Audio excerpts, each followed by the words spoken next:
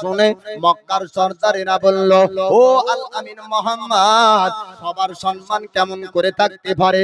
আমার নবী বললেন, ও গো মক্কার সর্দারেরা, ও মক্কাবাসীরা, আপনারা কি একটু দেখতে চান আমি কি করে? আমার একটু কাজ আপনারা দেখতে থাকুন। আল্লাহর নবী পয়গম্বর আজমের দিকে মক্কার সর্দারেরা আপনার চাতক পাখির মতন তাকিয়ে থাকলো।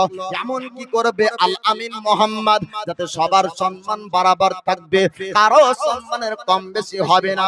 আমার নবীজি দয়ার মুস্তাফা একটা চাদর আনলেন, আর চাদরের উপরে হাজরে আসওয়াদের পাথর আপনার চাপিয়ে দিলেন। আল্লাহর নবী বললেন, সমস্ত বংশের একজন করে সর্দার আমার কাছে আসো। সমস্ত সর্দারকে আমার নবী পাক ডাক দিলেন। ডাক দেওয়ার পরে আল্লাহর নবী বললেন, সবাই এই চাদরের উপর হাত রাখো। একই